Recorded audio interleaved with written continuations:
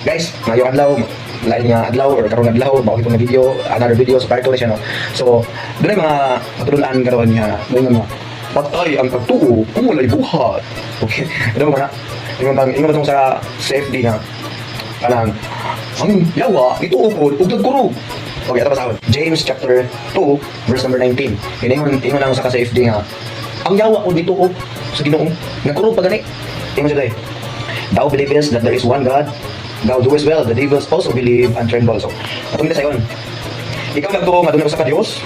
Ikaw nagbuha sa kayo. Ang mga yawa usab nagtuo ug nagkurog. Awa, panakuha ninyo. Di ba? Ang yawa dito po. So kanang inyo ang pagtuo, faith alone na gyud, believer in Jesus Christ, mga kaluwas. Ano gituuhan sa yawa? Ay mga hanggaw ni mga CFD, no? Mga pastor sa born again, pastor sa mga Pentecostal, no? Ingon sila nga ang yawa ko nung ituo pag sa usa ka Dios. Nagkurog pag yun. Hoy, noon, makasabot niyo, di man muluwas, di mo kasabot nga verse. So, ang kasabot diri mga bay, nga, tingon diri nga, nagtuo ka nga usa ka Dios, ang yawa ko nagkurog. So, ang believe nga gisgutan niya sa Book of James, di ka na believe nga nag-trust ka sa Ginoo, nag-rely ka sa Ginoo, sa God, in Jesus Christ, na siya rin mong isalig ka niya. Ang believe nga gisgutan niya, for example, tagatin mo, para dali ka masabda, no? Ngayon ko nga, mo believe kung alien, nasa Mars. Okay, I believe an alien. Okay? So, basta na. Misalig ko sa alien. Dito, misalig ko niya nga siya may maluwas ako. No, ang gingon na pasabot ako diyan, di believe ko sa alien. Although wala alien ha, nga kanang nga gitudlo sa salida. Para example lang ba? Nga, di believe ko sa alien. Meaning, nituo ko alien nga nag-exist ang alien. Okay, na alien ba? Kaya mga CFD, kaya mga pastor yang natudlog. Kaya mo mga alien mo. Okay? Mo na inyong doktrina. So ang kasabot diyan nito ang yawa ito o yan kurog pag nito ang yawa nga usa ka Dios kay dunay Dios nga nag-exist nga powerful sa kanan tag-iyas kanang mga butang tag-iyas sa kalibutan. So nito ang yawa na kurog siya kay wala siya mahimo yawa usa may mahimo yawa versus sa God mo na kasabot sa verse nga James 2 verse 19. Okay, so hopefully masabtan nimo nga thou believest that there is one God, thou doest well, the devils also believe and tremble. So ang yawa nito nga dunay usa ka Dios kunya nag-exist. Pero ang yawa, wala nag-trust, wala nag-rely sa iya, wala nagsalig sa God, si ang yawa. Okay? Nakuha niyo ang difference? Unlike sa, believe on the Lord Jesus Christ, and thou shalt be saved, and thy house. For God so loved the world, that He gave His only begotten Son, that whosoever believeth in Him should not perish, but have everlasting life. So, parang believe niya, nagsalig ka sa Ginoo, nga siya rin makaluwas mo, siya rin tuhuan mo, nga siya rin nagbayad sa imong sala. So, ano believe niya? Okay, so hopefully nga makasabot ka. Itong si akong i-flash akong iyang YouTube channel no, kasi pangalan Hindi mo siya nga Argesino siguro. So shout out day, bye. So hopefully makasabot ka nga ang i-believe, ang ituuan niya sa yawa nga ang Ginoo nag-exist, usara ka Dios nga nag-exist. So, wala siyang salig sa Dios, okay?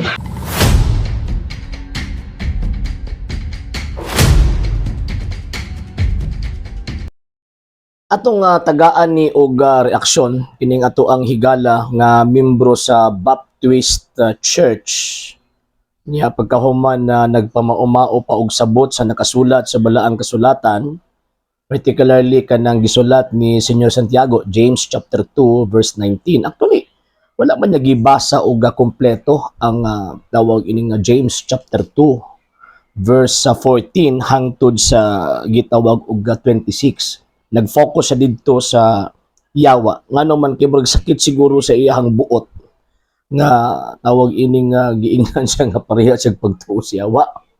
Ang point nato nga no gigamit nato ang St. James chapter 2 verse 19 pagpadayag nga ang pagtuo kung walay buhat patay. Nya kanang giingon nimo migo nga bag-o ra ng pagtulunan wrong. Dili na bag-ong pagtulunan kung dili nakasulat na sa balaang kasulatan. Bisan pag unsaon nimo og deny, bisan pag unsaon nimo og balibad, nagsulti ang balaang kasulatan nga patay ang pagtuo kung walay buhat. Mo na ato ang basahon ha, nakasulat sa Biblia before nato tawag ining i-explain. Moatra sa verse 14 nya moderetso ta dinhi sa moderetso ta hangtod sa 26. Mga igsuon, unsay kapuslanan kun ang usa ka tawo moingon nga siya may pagtuo apan wala siya mga maayong buhat? Makaluwas ba kaniya ang iyang pagtuo? Dili gayod. So kanang imong pagtuo, nga tuo lang ka, lahonan nimo luwas na ka, pagtulon ana sa mga tawo na pasmo. Kay gingon sa balang kasulatan, dili gayod. Sunod, Pananglit may mga kaigsuonan nga nagkinahanglan og bisti nga walay igong pagkaon, magpulos ba ang inyong pag-ingon kanila? Panalanginan unta kamo sa Dios pagsinina kamo og kaog maayo, kung dili ninyo sila hatagan sa ilang gikinahanglan. Ingon ni ini ang pagtuo, patay kini kung dili ubanan sa buhat. Dili niya ako ha. Igor ako tawag ini nagbasa sa balaang kasulatan. Apan dunay moingon, ikaw may pagtuo, ako may mga buhat. Ang ikatubag ko mao kini, pakit-a ako sa imong pagtuo nga walay buhat, o pakit-on ko ikaw sa akong pagtuo pinaagi sa akong mga buhat. Nagtuo ka ba nga usaray Dios? O mo na ni iyang gikot. Maayo apan ang mga demonyo nagtuo sab ni ana ug nagkurog sa kahadlok. Nganong gikot man ni St. James? Tungod ba kay walay tarong nga pangunaw na St. James sa kaning word nga faith, wala siya gitawag og tras. Usa pagtras sa yawa nga condemned man siya. Di ba? Usaon tawag ini pagsalig sa yawa nga luwason siya, condemned naman siya.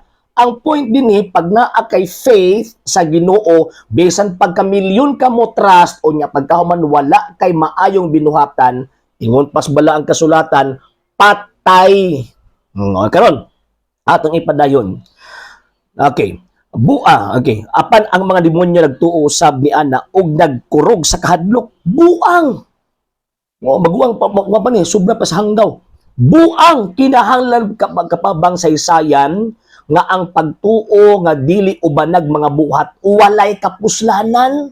So kanang inyong pagtuo nga dili ubanan og buhat way pulos na. Nya pagkaman ipatuo pag yun nga luwas na mo, gipangluasan ra mo. Gipangluasan ra mo.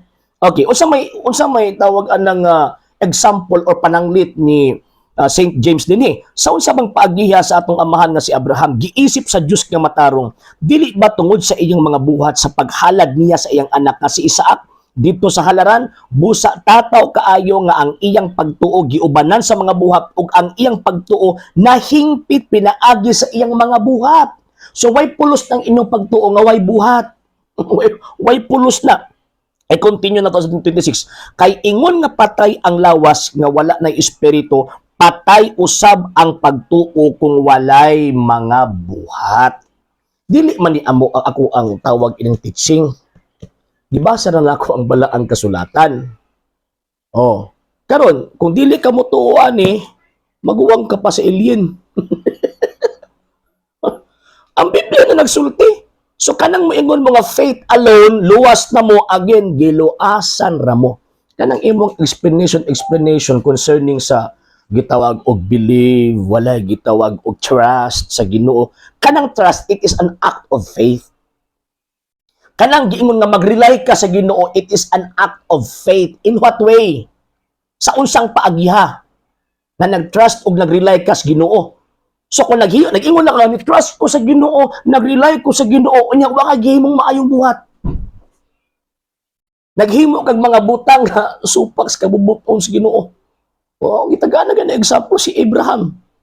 Si amahang Abraham, nahitabo nga ang iyang pagtuo nahingpit tungod sa iyang gitawag og buhat.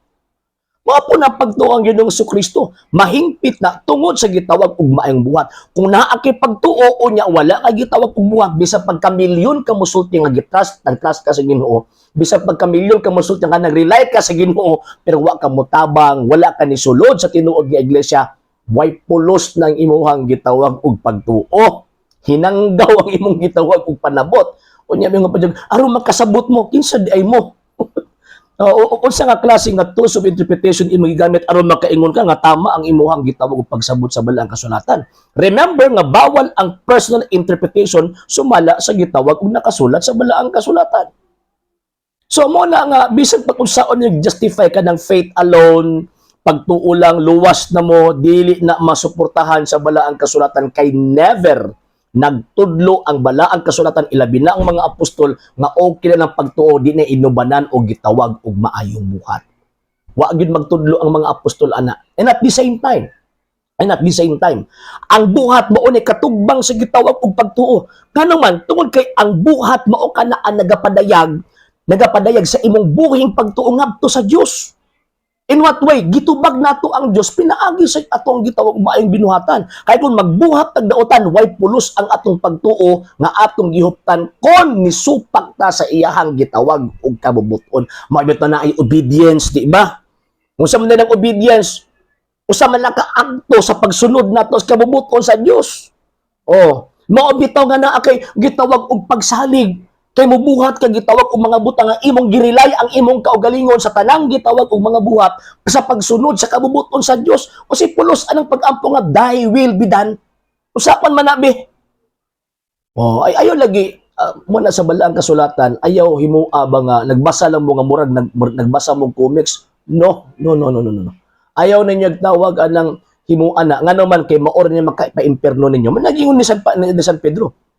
Ingon niya kay kining mga sulata dagan sa mga butang gisgutan sa iyang mga sulat apan ginatuis sa mga walay alamag ug sa mga matuotuon parehan ninyo nya kanang inyong tawag ining baptist ninyo kanang baptist ninyo nga tawag anang pundok nga ingon ana ang inyong gitawag og panabot sa hinungdan na kanang inyong pagtuo gitukod lang og mga Amerikano.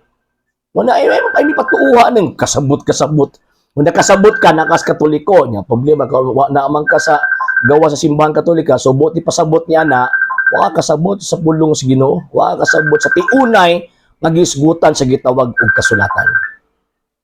Sa hindi pa po nakapag-follow sa mga pages po natin, i-follow niyo po yung mga pages po natin, RJ Horolanciano II, TV Apolia Punto Argumento page, Kuya Apologies TV page, and RJ's Vlog 2022. And pwede rin po kayo mag-send po dyan ng Facebook stars. And also, sa atin po mga channels, sa hindi po nakapag-subscribe, i-subscribe po ninyo yung mga channels natin, The Lay Catholic, Apologies International Official, RJ Sanado II TV, Kuya Apologies TV, and Barrio Kawayan Religious Forum.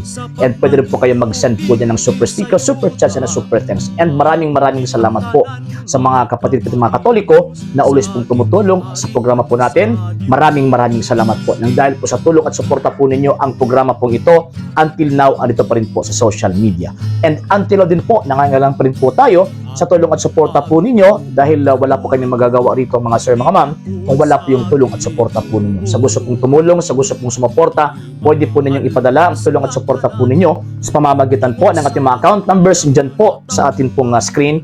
And pwede niyo po kaming i-message sa ating pong page kung via remittance po yung papadala po ninyo. Maraming salamat po in advance.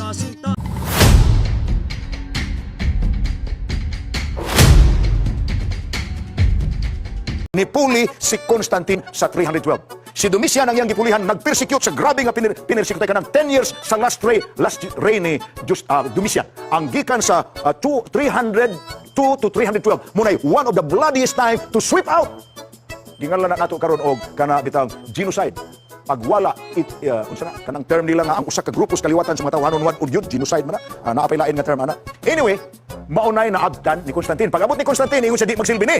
Kung pamatyon lang gining mga tawhana nga part na sa atong gingharian, mudaghanig siya mo. Tinuod man. Kay the more Christians were persecuted, the more they multiply the number. So Constantine introduced something which was a little different than what the other emperors had done in the past. Ingon pa niya, we will make friends with them. Let us ask them to be with us. Munang nahitabo ang gingalag religious compromise. Religious compromise simply means dili tanan nga gusto nila matuman. Naapoy sa ato nga dawato nila. Apa naapoy ila nga dawato nato. Meaning, dili tanan nga gusto nga pagtulon.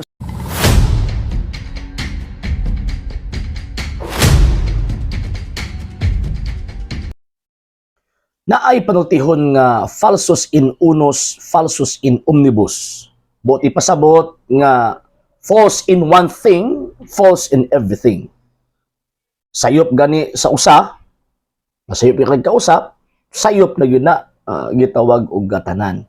Kini nga tong higala nga pastoy sa gitawag og Seventh-day Adventist na siya gi-present nga gitawag og history.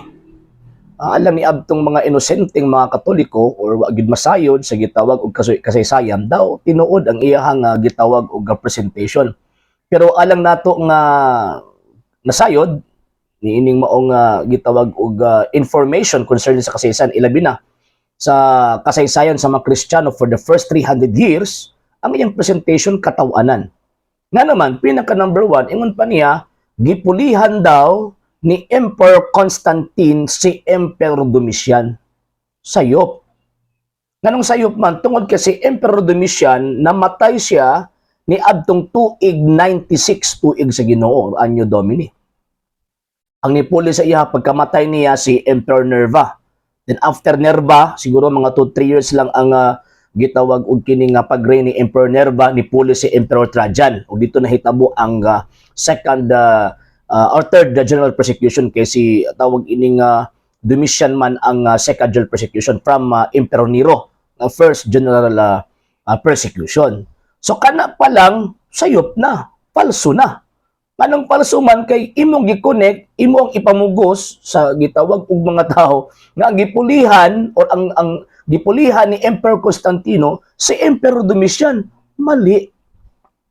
And bisan pag mayon tawag anang sound name lang ngano man kay ang pinaka-last persecution manggod sa panahon ni Emperor Diocletian. Dili gihapon ngano man tungod kay si Emperor Diocletian gipulihan sa tawag anang lain pa mga emperador usa diha ang papa ni Emperor Constantino nga si Emperor Constantius. So dili gihapon gitawag og makunek. So buti pasabot gituyo sa maong gitawag pastoy nga ilaron ang iyang gitawag og mga membro. Iyang isulti daw kuno kasaysayan pero ang tinuod ana iyang story dili gitawag og history.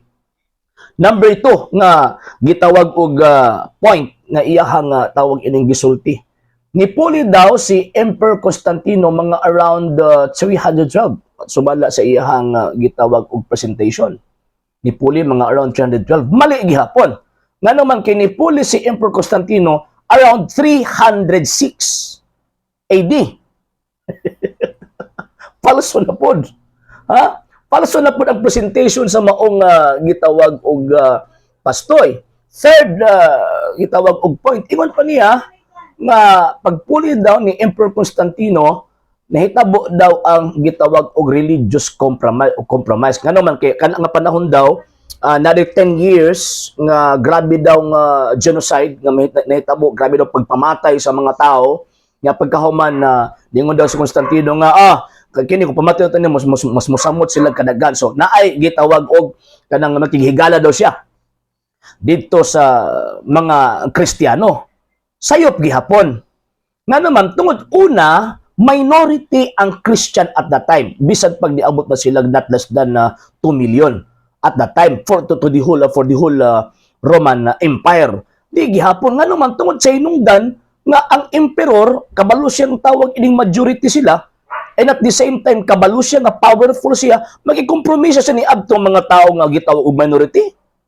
Sa gitawag og lohika dili na ma-apply nga klase nga gitawag og pangunahuna. Number 2, kung naa may pag-compromise dili sa part ni Emperor Constantino, kung dili sa part sa gitawag og mga Kristiyano, ngano man dili pwede nga ang dako mo'y mosunod sa gamay. Kanabang na prinsipyo mga obi mayor sisat minor nga ang dako mo'y mopasunod sa gitawag og gamay. Kung ang mindset sa SDA Pastoy nga nagpresent tawag ining bag-o lang, nahulog nga si Constantino na ay mga parte nga nasunod siya dito sa mga Kristiyano, wrong gihapon. Wrong gihapon, wrong. Pero nganong nahimo mang Kristiyano si Constantino tungod pinakauna sa gahom nga gipakita sa Dios dito niya.